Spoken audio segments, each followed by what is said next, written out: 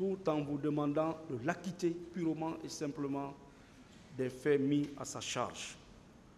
Si le parquet s'est contenté simplement de sa fameuse question de requalification, sans autre précision, nous venons d'administrer la preuve que le colonel Kalonzo était effectivement au PM3 pendant les douloureux événements du 28 septembre. Nous venons de rapporter la preuve irréfutable par voie d'huissier qui n'a ni de près ni de loin pris part à ces événements et que c'est un innocent qui croupit en prison, Monsieur le Président. Peut-être pour d'autres considérations, mais qui ne nous intéressent pas, Monsieur le Président. Ici, c'est le droit et la responsabilité pénale doit être établie. Partant de là, il vous plaira de l'acquitter purement et simplement. Mamadou Aliou Keita, il est poursuivi pour des faits de viol sur la personne de Mme Aïssatou Bari. Le 7 mai 2021, adjudant-chef Mamadou Aliou Keita a été interrogé par le pool de juge d'instruction. Au cours de son interrogatoire, il a déclaré « Je ne reconnais pas les faits qui me sont reprochés, à savoir le viol commis sur Mme Aïssatou Bari au stade du 28 septembre 2009. Auparavant, je connaissais la dame Aïssatou Bari. J'ai connu cette dame parce que je faisais la cour à une fille du nom de Mariama Diallo, dite Mina, laquelle d'ailleurs a été fiancée par moi. Cette dernière était dans la même chambre que Mme Aïssatou Bari, que je fréquentais régulièrement, et je fréquentais régulièrement leur concession, de telle sorte que je suis connu de toute la famille. C'est dans ce cadre que j'ai fait la connaissance de Mme Aïssatou Bari. Je parle devant Dieu et je jure que tout ce que la dame Aïssatou Bari a déclaré lors de son audition ne correspond pas à la vérité. Ce jour, j'étais avec le commandant capitaine Sana Samoura, un magistrat du nom de Tamba, qui était mon pourvoyeur en gaz lacrymogène, plus le chauffeur, dont je ne me rappelle pas le nom. Toujours poursuivant, lors de son interrogatoire devant le pool de juge d'instruction, moi, Mamadou Aliou Keita, je déclare et persiste que si mon commandant, le capitaine Sana Samoura, vient déclarer que j'ai dépassé l'esplanade, rentré dans la cour du stade, je demande à la cour de me faire application stricte de la loi. Je reviens sur cette partie. Moi, Mamadou Aliou Keita, je déclare et persiste que si mon commandant, le capitaine Sana Samoura, vient déclarer que j'ai dépassé l'esplanade pour rentrer dans la cour du stade, je demande à la cour de me faire une application correcte de la loi. Jamais aucun membre de ma famille n'est venu à la gendarmerie pour poser ce problème. C'est seulement le 29 septembre 2009, après 19 h, que ma copine, Mme Diallo, dite Mina, est venue me trouver à domicile pour me dire que la sœur Aïssatou Bari a déclaré à la maison que je l'ai frappée au stade. Répondant par la négative, j'ai sollicité à côté de Mariama qu'on se rende à domicile pour rencontrer la dame en question. À notre arrivée, Mme Aïssatou Bari a effectivement dit que je l'avais frappée. En réponse, j'ai dit à Mme Aïssatou Bari que je ne pouvais pas le faire, d'autant plus que je me proposais d'épouser leur fille. En plus, j'ai ajouté que si c'était moi, j'allais me coucher à terre pour la demander pardon. Toujours poursuivant, l'accusé Mamadou Aliou Keita soutient, et mieux, je l'avais dit d'écrire de décrire mon habillement de ce jour, si effectivement elle m'a vu. À cette question, elle n'a rien dit. Elle n'a rien fait savoir. À ma connaissance, il n'y avait aucun antécédent entre nous. Cependant, la fille que je cherchais à épouser était ségrégée par certains membres de la famille à cause de moi. C'est depuis 2000 que j'ai commencé à fréquenter cette famille. En présence de certains membres de sa famille, cette dame, au lieu d'un viol, m'a accusé de l'avoir bastonné. Je me rappelle que le jour où nous sommes arrivés dans cette famille, il y avait dans la cour la dame Nasroulaye, Adja Koundara, Adja Keta et d'autres dont je ne me rappelle pas pour l'instant.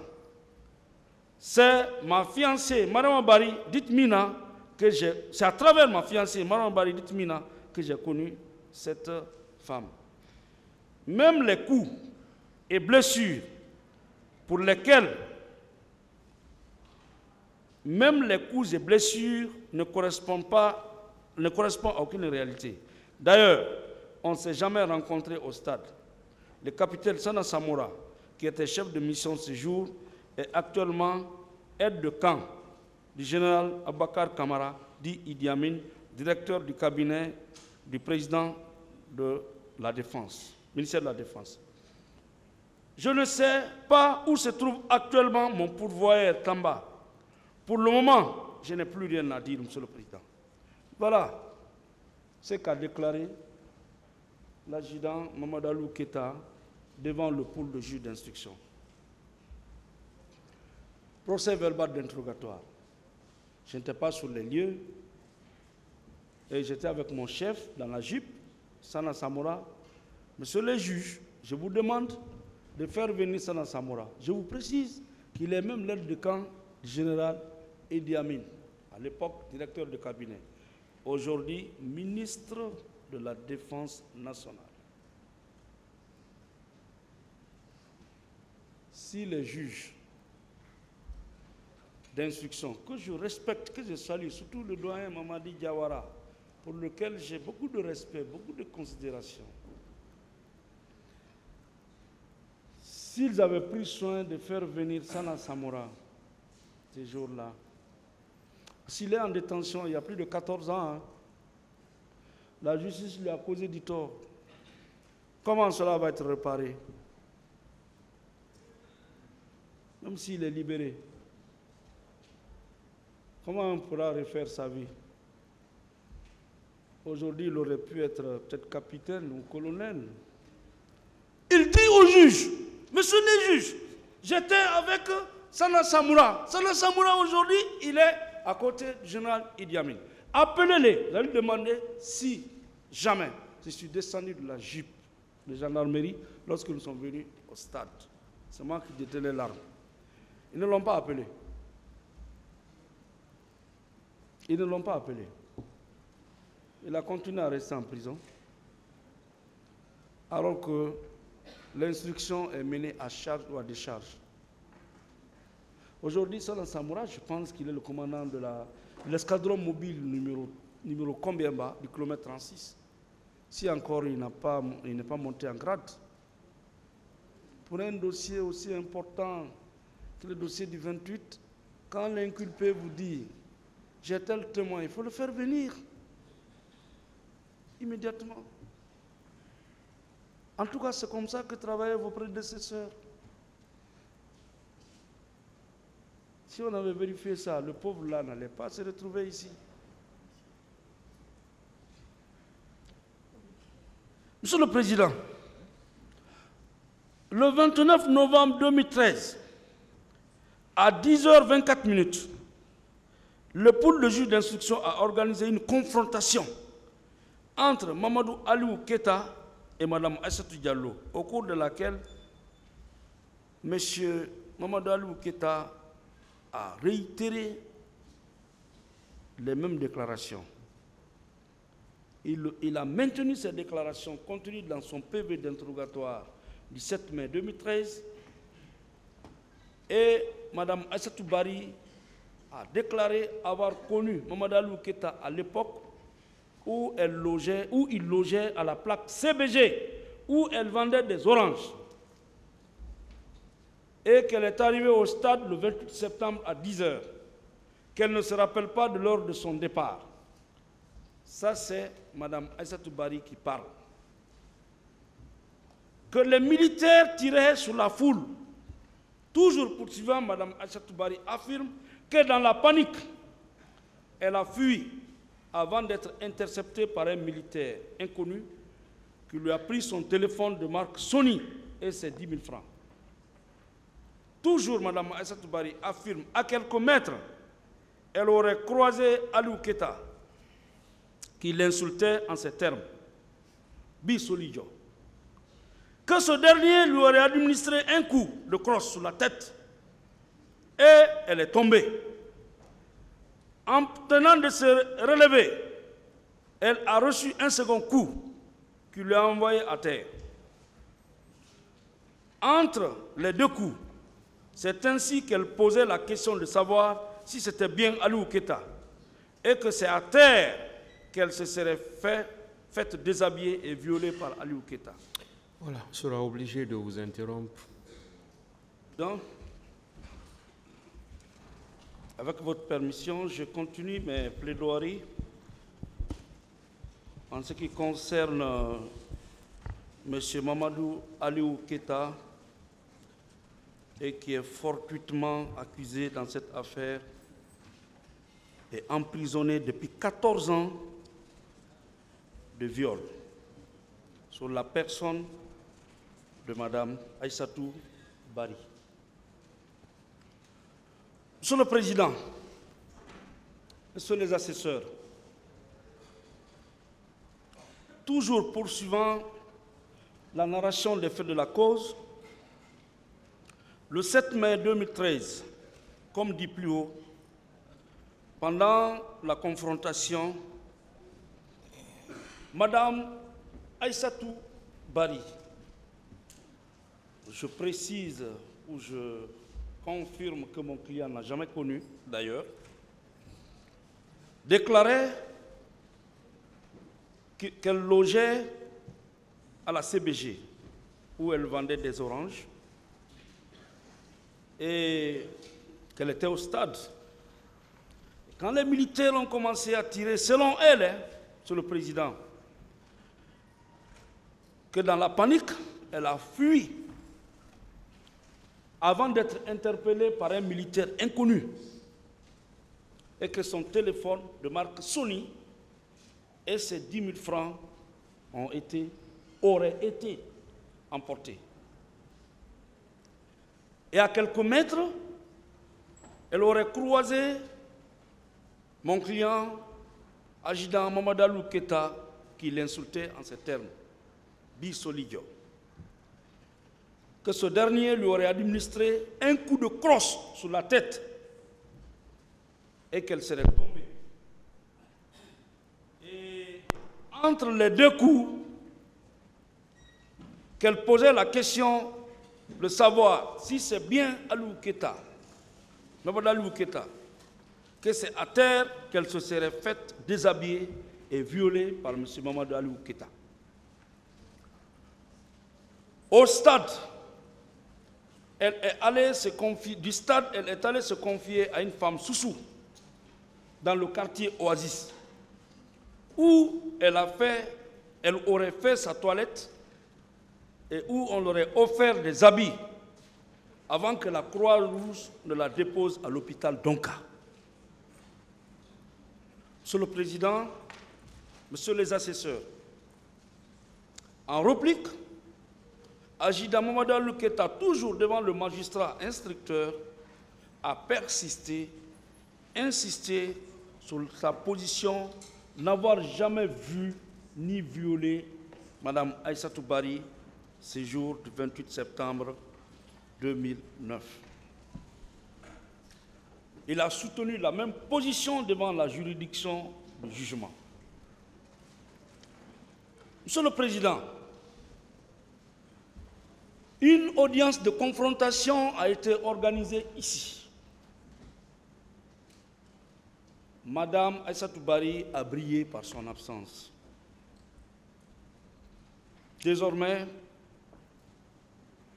il est aisé de comprendre que M. Mamadou Aliou Keïta n'a jamais rencontré Mme Aïssatou Bari au stade.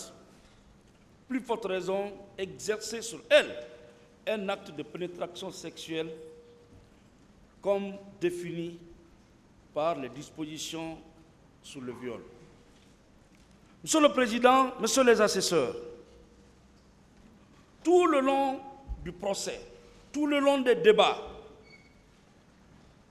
les dires et les déclarations de Mme Aïssatou Bari n'ont jamais été confirmées par qui que ce soit. Il n'existe non plus de témoins ni d'indices concordants et plausibles pouvant soutenir la thèse du viol pour asseoir la conviction de votre tribunal.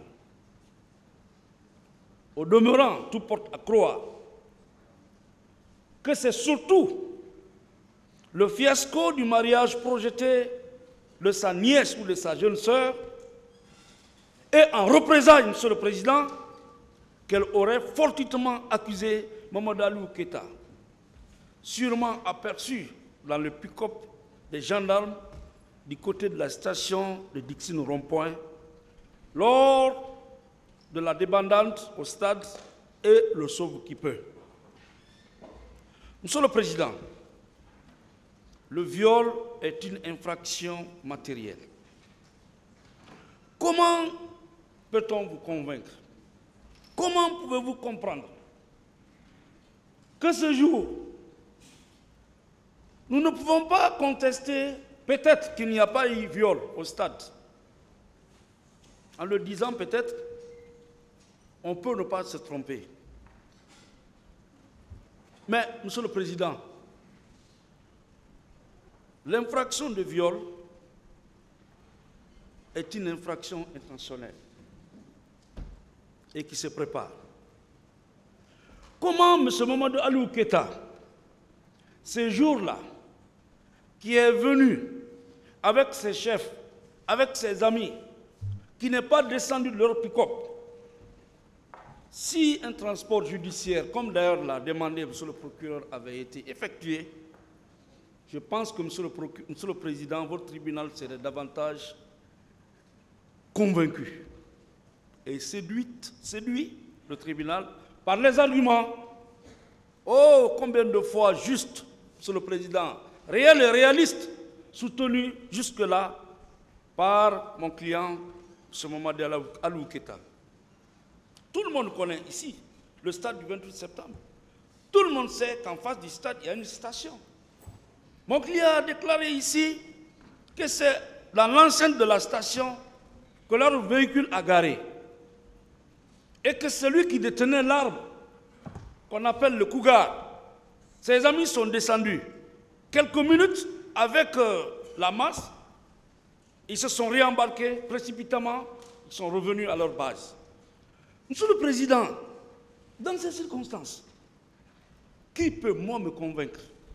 Qui peut vous convaincre, Monsieur le Président? En dehors de simples affirmations, il semblerait que, on dirait que, qui peut vous convaincre que M. Keïta peut avoir le temps de réfléchir à une femme en ce moment, Monsieur le Président?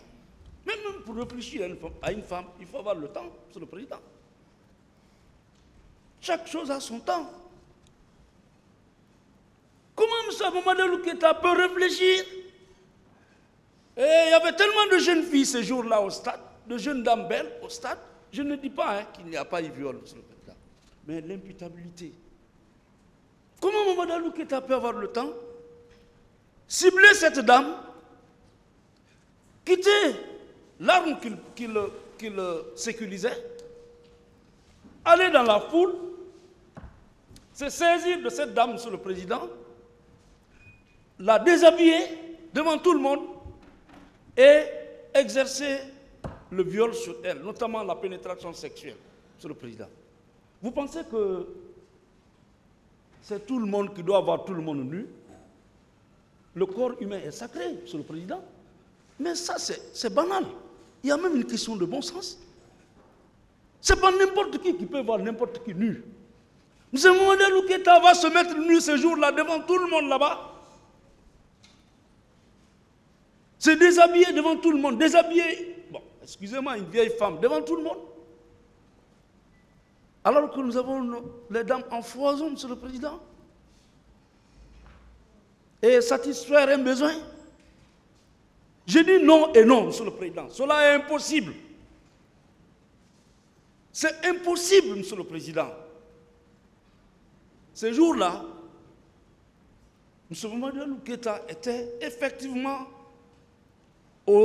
à la station, dans leur véhicule, commandé par une mission légale. Il n'est pas parti là-bas de lui-même.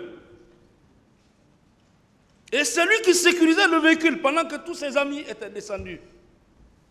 Je ne pense pas que dans ce tohu-bohu, dans cette pagaille, où ça tire, je n'ai jamais vu quelqu'un, M. le Président, où je n'ai jamais appris, c'est dans ce procès et ici dans cette salle que moi j'ai appris, que quand même on tire dans tous les sens, quelqu'un peut avoir le temps, prendre une femme, aller à l'air libre et tenter de se satisfaire. Ça, on a entendu beaucoup de mensonges dans cette affaire, M. le Président. C'est regrettable. Le mensonge ne fait pas avancer un pays. Il faut être honnête et sincère. Ce dossier devait être filtré. Le pauvre, depuis 14 ans, il est systématiquement embastillé. Vous savez pourquoi?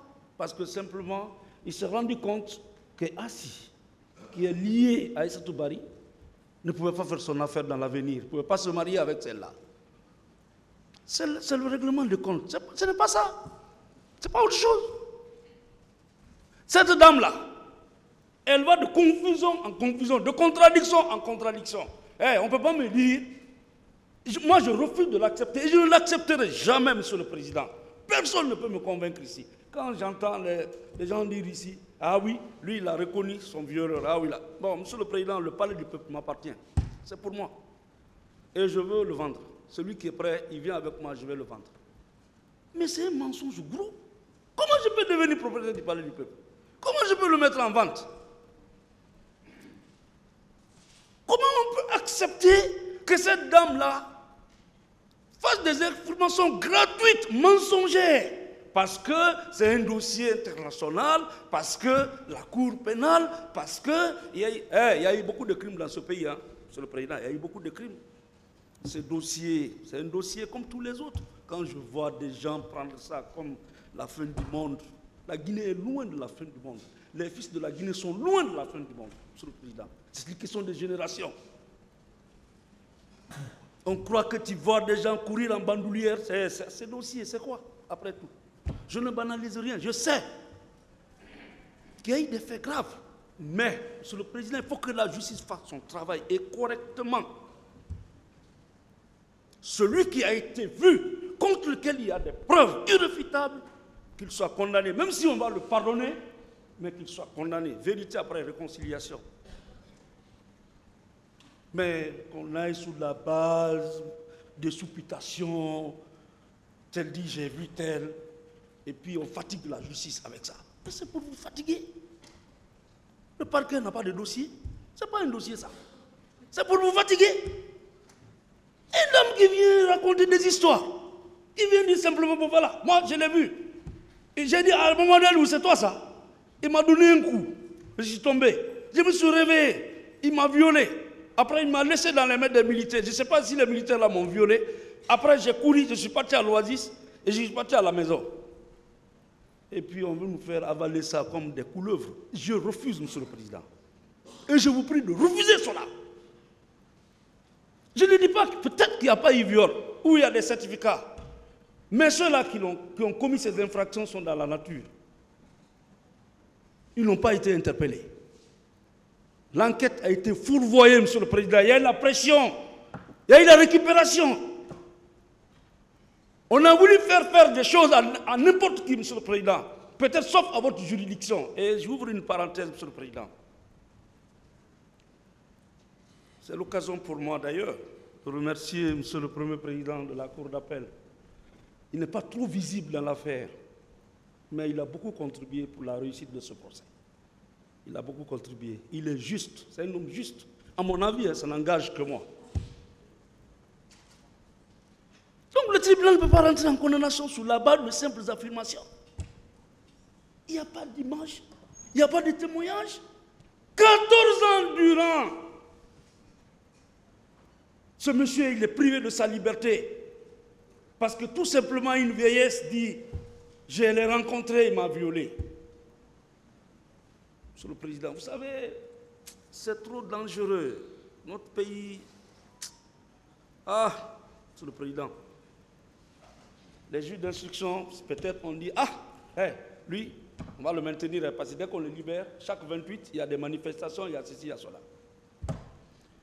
On dit, il faut le renvoyer devant la justice. Si la justice le libère, mais même ça, il y a eu des gens qui ont été libérés, ils ne sont pas sortis, qui ont été acquittés, ils ne sont pas sortis. Comment?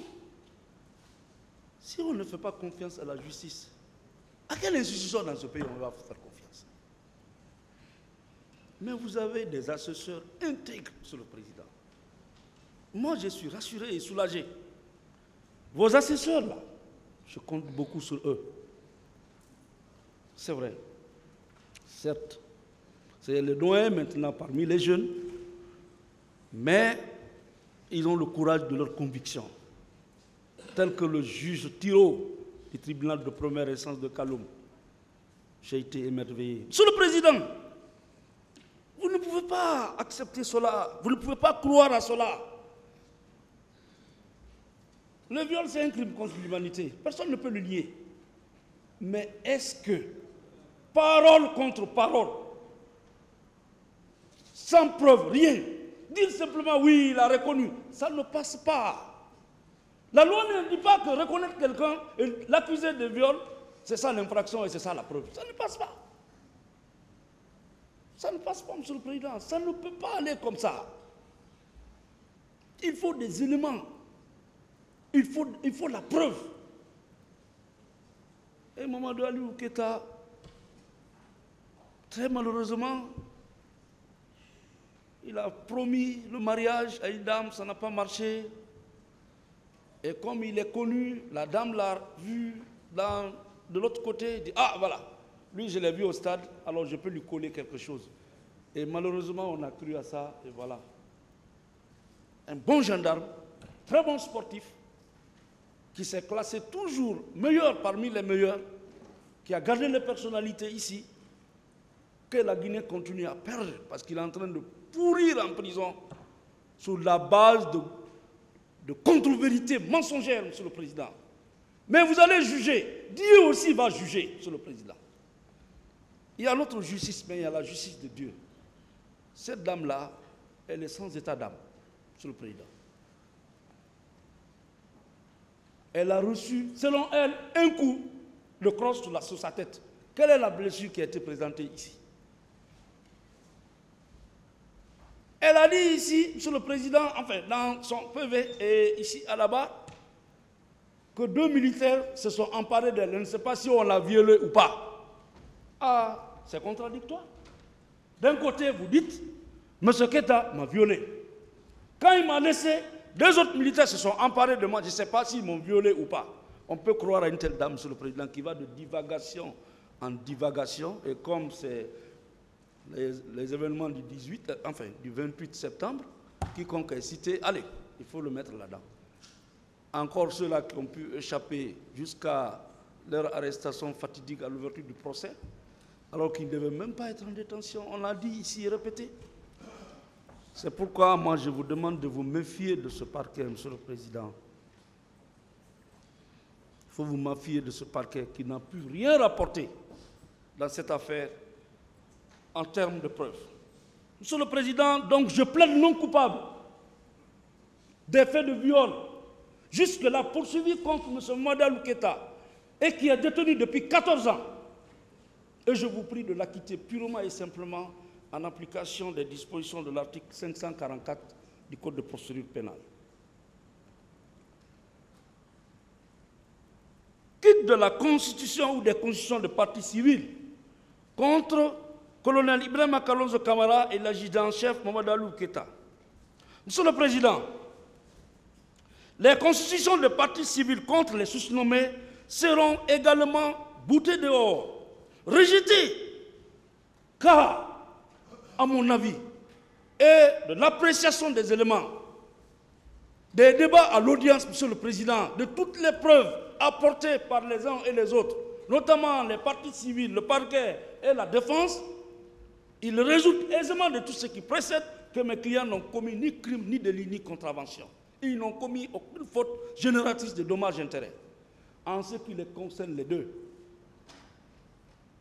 les multitudes de réclamations des partis civils contre eux seront purement et simplement rejetées, Monsieur le Président. Je vous prie de décider dans ce sens. C'était la première plus grande partie de mon intervention. Je voudrais